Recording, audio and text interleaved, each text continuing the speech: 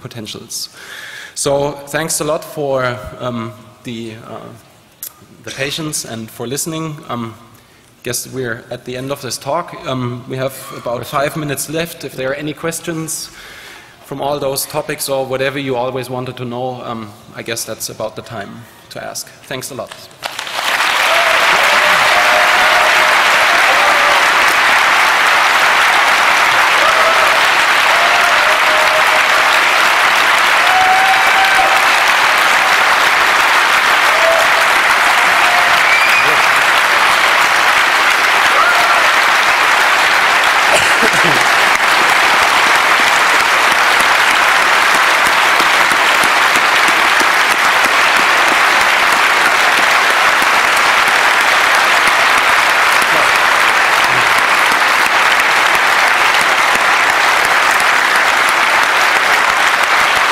Thanks.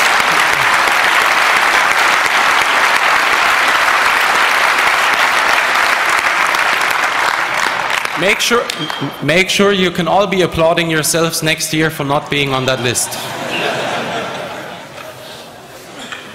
So, any questions? Yes, Jeremy. Hello. First of all, I want to tell you how much I admire you. You're my heroes. The project, please. So I'm Jeremy Zimmerman. I'm co-founder of La Quadrature du Net. And I don't say this because we, as activists, make the same kind of calls very often. But you're here calling people to become heroes and participate to your ongoing courageous effort. What I want to do for everybody who doesn't want to become a hero or may think he doesn't have time or something like this, you can also use your money to support. I gave a few euros. I gave a few euros to WikiLeaks. I gave a few euros to Wikipedia. I became a member of EFF and so on. And this is something you can do that is very easy and very, very helpful. Thanks, German. Yes, thanks. Yeah, thank you very much. Big respect to you guys, but this has become like a prayer meeting, so I really can't resist the urge to bring it down by asking you what I hope is a difficult question. I just wondered if you wanted to comment on your role in the release of the hacked emails of the UEA Climate Research Centre and the following misreporting by the media, which, as far as I've had the time to judge, was misreporting. Do you have any kind of philosophy there? I don't say you shouldn't have published them, but I wonder if you're philosophical about that now. Absolutely. I wanted this to be one of the things on the list, but it would take too long to talk about. To give you some background for the people who weren't maybe not aware of the issue, the CRU is the climatic research unit in the UK at the University of East Anglia, and it has some of the most famous climate scientists in the world whose recommendations go into the IPCC, the International Panel on Climate Change.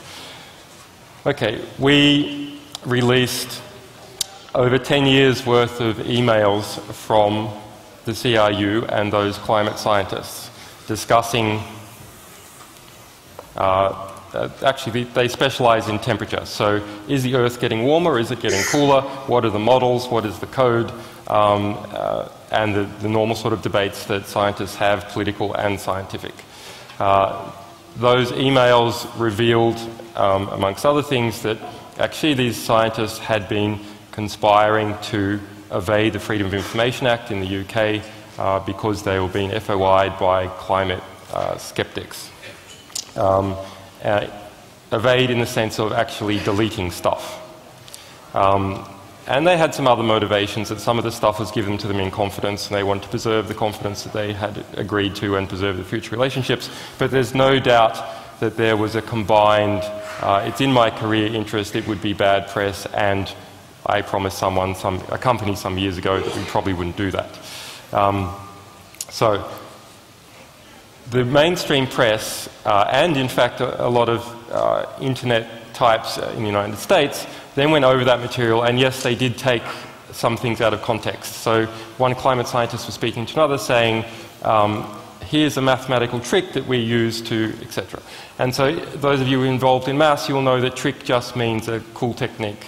It doesn't mean anything mendacious. So you're saying maybe we shouldn't have released it. So of course, our promise to our sources is get it to us if it was withheld from the public and it's of significance, we will release it. That is our promise. It doesn't matter what we think. So we had no choice to release it whatsoever. Then there is the general philosophical principle of, actually, this is a great historical document. It's a really very, very interesting historical document in how did, over the past 10 years, global warming, how did that become an issue? What were the debates between scientists? It's a really, really important historical document. And later on, the UK, the UK papers, which have close involvements with British intelligence, lots of journalists have come out and say how they have secret briefings from British intelligence and that they do each other favours, etc., said that we received this stuff from the FSB. Just 3 days they said this before the Copenhagen conference. So my opinion is that probably, not certainly, maybe the papers did it by themselves, but probably UK intelligence tried to frame us as being a conduit for the FSB because actually they didn't like the truth of what was in those emails. Absolutely outrageous.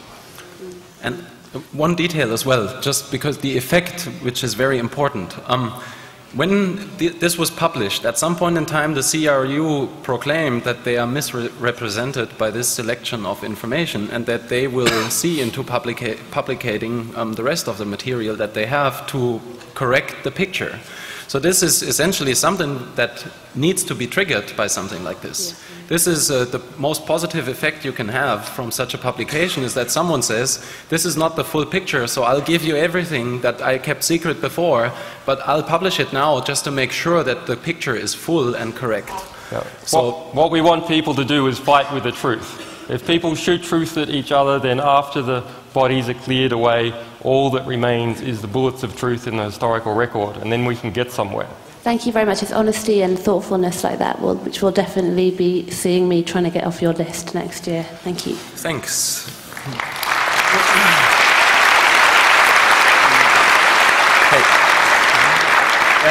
Just have one more question, and there's not too much time left. Hi. I have a short question. How Yes. do you protect the sources? For example, if I would get hold of a secret document, the document could have some steganographic means, for example, page break, for example, wording, so one can track that this document was delivered to me, not to somebody else, and maybe then black limousines come to my house and I would be put somewhere, I do not know. Yeah, and so how do you protect the sources? So your question is quite important and interesting. So the first grounds is to understand that there's a difference between what happens and what is possible.